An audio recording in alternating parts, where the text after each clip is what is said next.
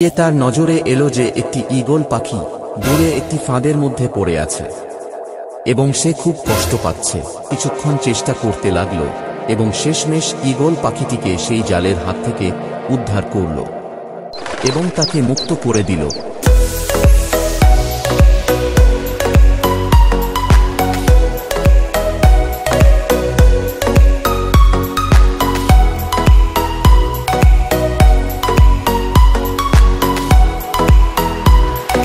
বন্ধুরা, আজকে তোমাদেরকে শোনাবো একটি ঈগল এবং চাষির গল্প।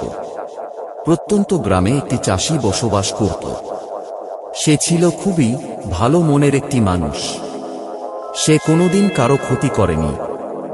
একদিন সে তার চাষের জমিতে ফসল কেমন হয়েছে তা দেখতে গেল। গিয়ে তার নজরে এলো যে একটি ঈগল পাখি দূরে একটি ফাঁদের মধ্যে পড়ে আছে এবং সে খুব কষ্ট পাচ্ছে। তাকে উদ্ধার করবার মতো কেউ নেই আশেপাশে। তখন চাষিটির মনে খুব দয়া হলো। সে তখনই ছুটে গেল ঈগল পাখিটির কাছে।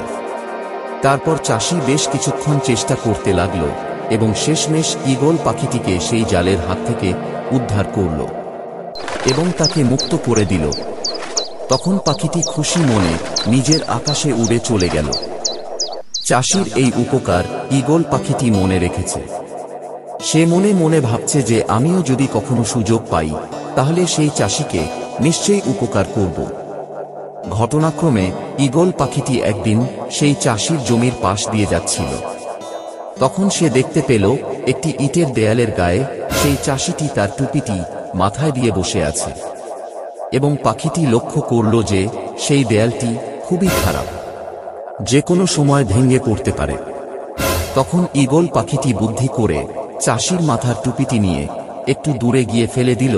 তখন চাষিটি ওই ঈগল পাখির পিছন পিছন ছুটতে লাগল এবং সেই জায়গায় গিয়ে তার টুপিটি কুড়িয়ে নিল। আর ঠিক সেই সময় ইটের দেয়ালটি পড়ে গেল। তখন চাষিটি বলল, ভাগ্যিস ঈগল পাখিটি আমার টুপিটা নিয়ে গেছিল, তা না হলে আজকে আমি দেয়াল চাপা পড়েই মারা যেতাম। ধন্যবাদ তোমায় ঈগল পাখি, তোমায় ধন্যবাদ।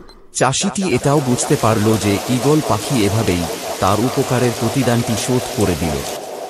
তো বন্ধুরা, এই গল্প থেকে আমরা এই শিক্ষা পেলাম যে পশুপক্ষী বা জীবজন্তু মানুষের উপকারের কথা ভোলে না, সুযোগ পেলেই তার প্রতিদান ফিরিয়ে দেয়।